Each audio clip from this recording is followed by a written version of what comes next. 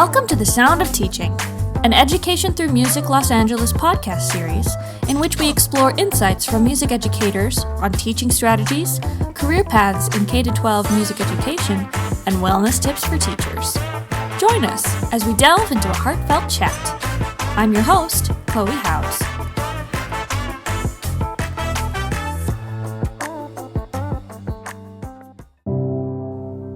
Today we're here with music teacher Sean Marín.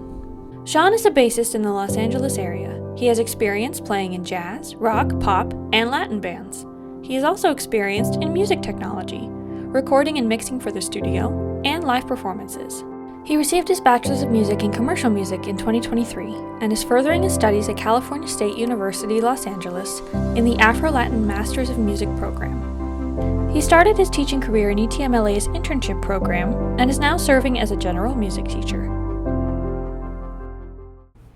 Hi, Sean. Thanks so much for being willing to interview. I'm excited for our conversation and to hear about your journey with ETM-LA. It's good to have you here with us. So to start us off, my first question, would you be willing to tell us a little bit about yourself and your journey with music? How did you come to be where you are today with ETM-LA? So when it comes to music, I started my journey, I think when I was about like 13 years old. My dad's friend was selling instruments and he was selling this old bass and he got it for like $50 and then he got an amp for $50. So it was just laying around the house. So I took interest to it and I started just messing around with it and then started YouTubing how to play this song, how to play these song. And it caused a little bit of a bug in me.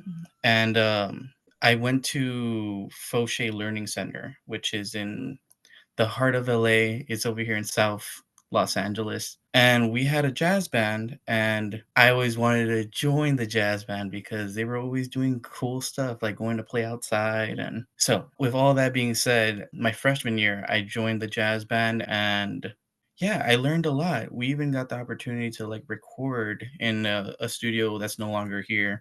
It's called the Bridge Recording Studios. Oh, wow. Yeah, it was a really cool recording studio because you got there and you see all the posters of The Simpsons, and then they told us the story how the orchestra for The Simpsons would go in there every week and they would record, the intro. So, a lot of opportunities. And point is, I stuck with the jazz band, and fortunately, because I was maybe a mile away from USC, we got a lot of support and resources from USC. Oh, wow. Yeah, one of those resources was actually taking applied lessons. I only took advantage of it my last year, my senior year, but you would pay $25 per semester and you get a semester of 1 hour long one-on-one lessons. Wow. So I was studying with this grad student at USC who was studying jazz bass there, and I was learning directly from him. So for a year.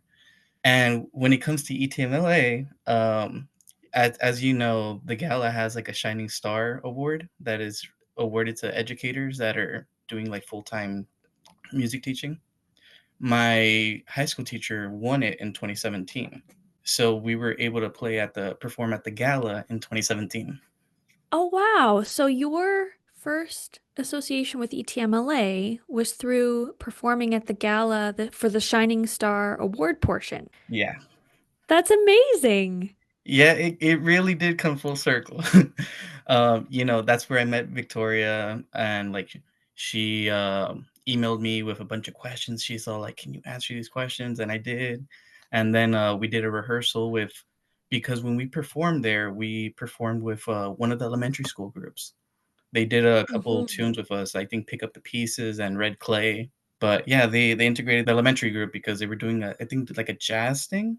So we all performed together, and Victoria reserved a table for us to sit and see all the performances from like Billy Childs, and I forget the other people. It's like an amazing violinist, and then one of the songwriters for Michael Jackson's sister, Janet Jackson. Wow. Yeah, so that's where I started with that. And after the gala, that was my senior year, and I graduated the spring of 2018. And that year was actually the year I decided I was going to go and study music in college. And the Wow. reason I wanted to do that was because I wanted to do for others what my high school teacher did for me. And I have not mentioned Mm. him. His name is Vincent Womack, so shout out to Mr. Womack. So, with that being said, yeah, I got into college, I did music, and, I went first to a community college, and then I transferred to Cal State LA, and I studied, commercial music. And upon finishing my degree there, one of my friends, he was actually in the internship. So, point is, he's all like, "Hey, man, you should try ETM-LA," because I told him that I wanted to be a music teacher at some point. And he's like, "You should try ETM-LA. They have this internship, and they ease you into it." So yeah, that's when I reached out to ETM-LA. I was starting my grad degree in Afro-Latin music at Cal State LA, and I started the internship that same semester. Wow. Yeah. So I learned a lot in both sides, and then at the end of that first semester, they were like, "Yeah, we see your progress. Do you wanna teach with us?" And I was all like, "I would love to continue with you guys." So now I'm going on my 4th semester. Oh, So, wow. yeah, I'm starting on my first 4th semester starting to teach, but yeah, I heard about UTMLA back in 2017, and by the time I ended my first bachelor's, I got into the internship, and now I'm teaching with you guys. So you've made quite a journey with ETMLA. It sounds like you had this really interesting launch pad into a music career, or at least having music be a huge part of your life, from being supported in high school to being brought to places where you could showcase your own talents, but also appreciate your teacher for the Shining Star Award. And then an internship now turning into your fourth semester with us as a music teacher. That's amazing. So you mentioned that you have two degrees, and I wanted to kind of poke into that because would you say your predominant instrument is bass then? I mean, it sounds like that was your first intro and has it continued as well. Yeah, it was definitely bass. And as the years go by, I respect every instrument, and I respect every instrumentalist to the point where it's like I know what it means to I know what the work you put in to be able to call Hmm. yourself a violinist, a cellist, a violist, everything under the sun. Um, so I will only ever say I am a bassist, but I can do basics on piano and guitar and a little bit of percussion, but yeah, if anyone asks me, I'm a bass player. Right. So then, I mean, that's a really significant instrument, but I wanted to ask some of how that background as a bassist, but also in your degrees. You started in commercial music production with your bachelor's. And now you're in the general music classroom. So with commercial music, I'm thinking of the production side. What are some of the ways you've integrated technology into the music classroom then? When it comes to music tech, because we were learned to use the most difficult DAWs, but what it did do was I learned aspects of, like, how to use reverb, how to use delays, how to record an audio track. And these are all things that I try to do with my students.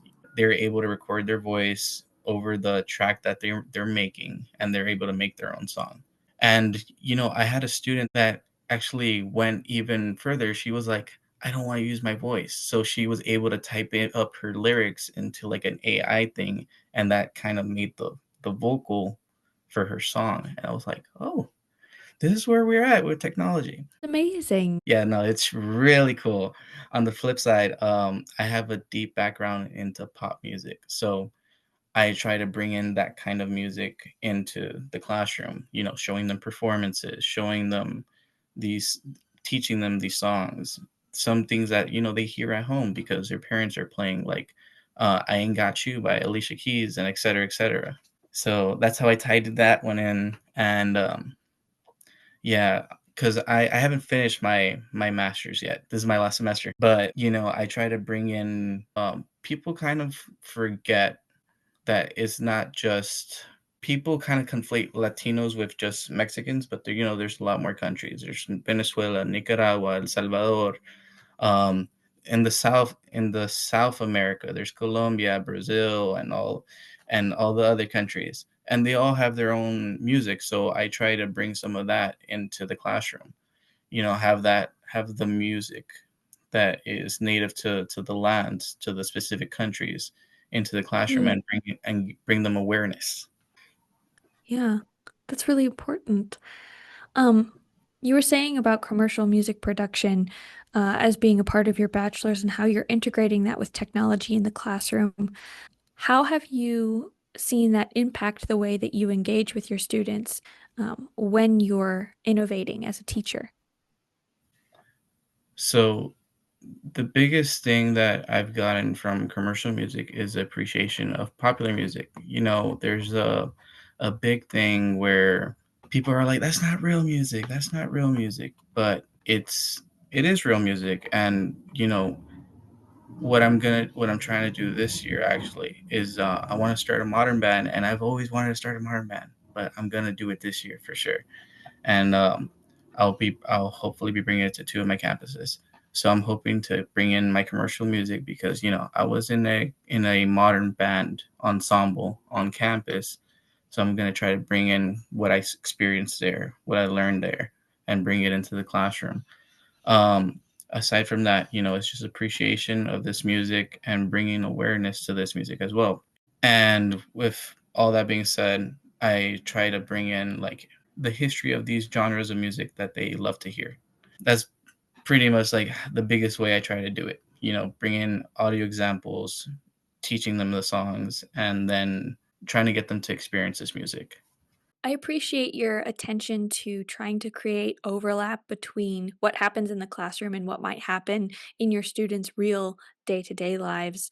And I'm thinking, because this is our September episode, and we're thinking about things in schools like Hispanic Heritage Month, as someone who is completing their degree in Afro Latin music studies, what are you most excited to bring into your classroom? Oh, I'm really excited to do something that actually Tony suggested, bring in cumbia music, which is traditionally Colombian, but as the years evolved, other countries, they grab these rhythms that they like or these genres of music that they like and they make them their own. There's Colombian cumbia, but there's also Mexican cumbia, which he also showed an example of in our training. That that's one of the things. The other thing is, introducing them to the instruments that are native to our parts, like, the weedle, which is like originally like a gourd, like a plant, and they just like hollowed it Mm. out, they dried it out, they added ridges to it, and they were able to use it as for percussion. I'm excited to do that. I'm excited to teach them about the clave and the Caribbean music and this genre of music that I learned about from our teacher, Sado Garcia, and it's called trio music.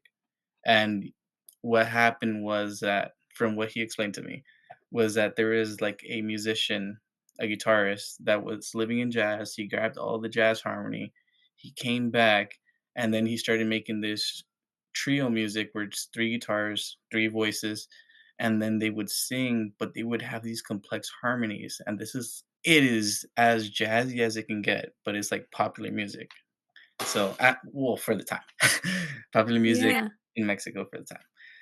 Yeah, so I'm excited to introduce them to that, get them to sing in Spanish, and just trying to give them more insight of what they hear every day at home. Mm, I like that it's not just a matter of exposure for you. It sounds like it's the insight, the ability to help your students not just recognize it because it's a sound they recognize, but it sounds like you're trying to get them to go deeper of this music is tied to places and people with stories, with discovery, and all of that is connected together. You almost talk about it as if the music is a time capsule into all these other extra pieces like history and storytelling and community, which is really cool. It's really fascinating to hear you talk about it that way. Yeah, because with my Afro Latin degree, um, I took a class where what specifically we did, we would go to different countries every week. It was like a different country, and we would explore the different regions and the different music that came from those regions.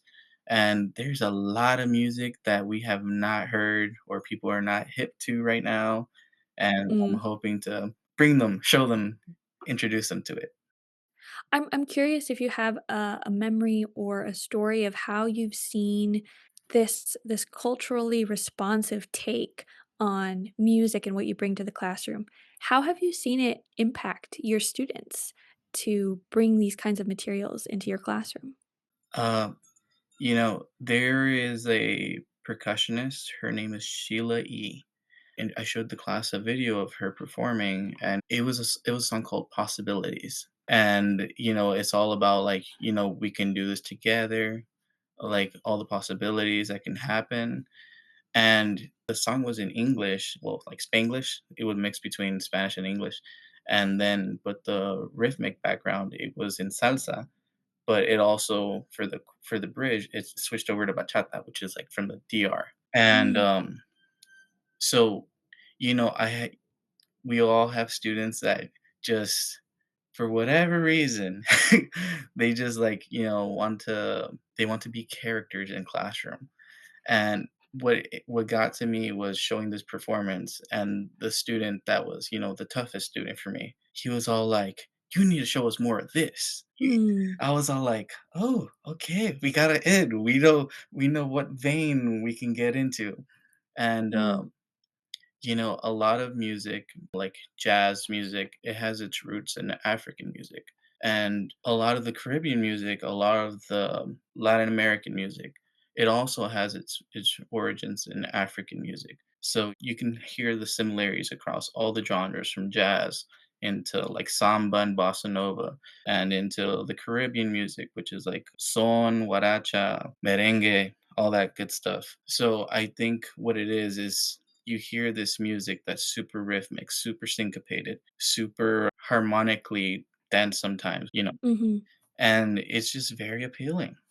That's so interesting that you noticed maybe a student's struggle to connect or to buy in the classroom or even to express interest out loud.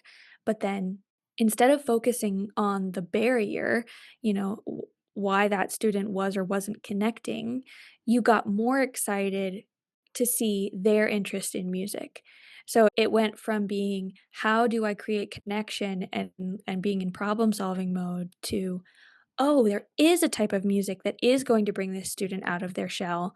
Now I have a way to engage and connect with a student. And you did that through music and through exposing some students, it sounds like, to music that they either hadn't heard before or maybe didn't even know existed. So it's really interesting to see how you're bringing your knowledge library, your knowledge base into the classroom.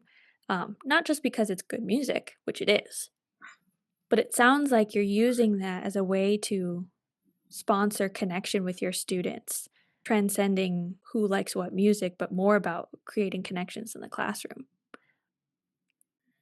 Yeah, definitely. That's the biggest thing. Like I said before, I want to do for other students what my high school teacher did to me.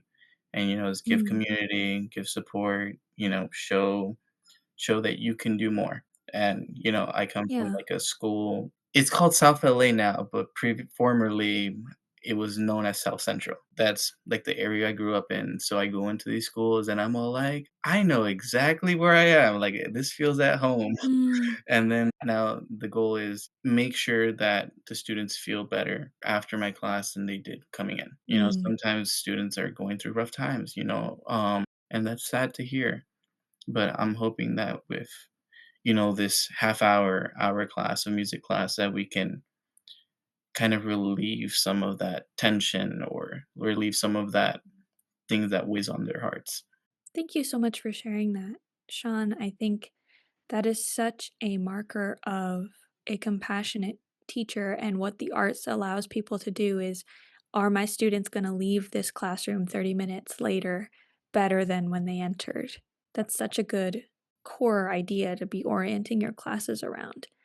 We're coming to the end of our time. So, my last question, because you've thought so long and you've talked extensively about how you've been impacted and you want to give that back, when you think about where you started as an intern and going through ETM-LA's training and programs, what advice would you give to music educators to encourage them in their journey in this profession and with this organization? I will give the advice that I've been holding since high school. It's not where you start, it's where you finish. Mm. So, sometimes it can be rough, going to a new school, being with a new group of students. Sometimes, you'll have some students that will really reject music and not want to. And it doesn't matter how that student starts, it's how that student finishes. So if you can help facilitate or work a way for this student to be better by the end of the semester than when he did coming in, then you've gained. Like, it's like the little successes that matter. So it's not where you start, it's where you finish. And the goal is to apply that to the student. It's not where they start, it's where they finish. Mm. That's so wonderful. I think sometimes we hear that phrase and we think about it most about how it applies to ourselves, but almost flipping it around, turning it on its head, and thinking, well, no, it applies for the person that you're engaging with as well, not just for your own journey. And to follow up, so you started as an intern and have gone through that whole process to then being a teacher, which is unique. And so I wonder, specifically as someone who's traveled in the footsteps of both intern and teacher, we have new interns starting with us this year. Is there any specific advice for interns as you think about them starting where you started? What comes to mind as something you would tell them for encouragement? Um, when it comes to interns, a lot of us, I'm assuming a lot of us didn't study music education, so we don't have that background. What we're kind of doing is doing a 16-week rush course of music education into one semester, and it can be done. That's number one. Number two, ask all the questions necessary. Number 3, write everything down. Write every activity you see, write it down because your first year of teaching, you're just gonna be able to pull that out the bag and be like, "We're gonna do this," and you're gonna do it exactly the same way. Well, maybe not exactly the same way, but you can put your twist on it, but you already know that this is the way you start it, and this is the end product that you should get from that activity. Mm, So yeah, those 3 things are super important, and ask all the questions that you can because that's all I did. I was like, "RV, what is this? Why do we do this? Why do we do this approach?" Etcetera, etcetera. I did that with Alex Collie Hartman, shout out to Alex too, and, RV Lapus.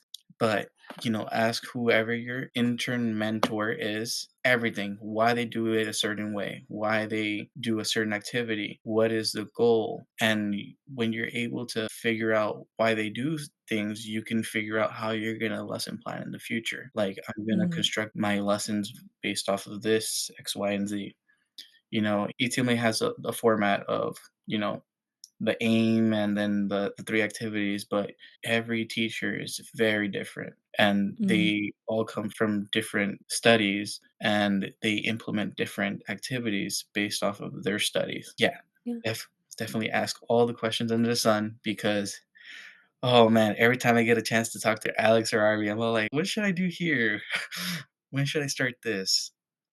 It sounds like you have a really connected approach when you think about education, that you're either constantly learning from someone or constantly sharing what you've learned, probably both. But I really appreciate your perspective that it's not just about getting as much information as you can, but giving as much information as you can to make connection, to help people see how much music is involved in the rhythm of daily life and history and culture, and making it a positive experience on the whole, not just for students, but for these schools and anyone you engage with. I appreciate that outlook. Thank you so much, Chloe. I Of appreciate it. course.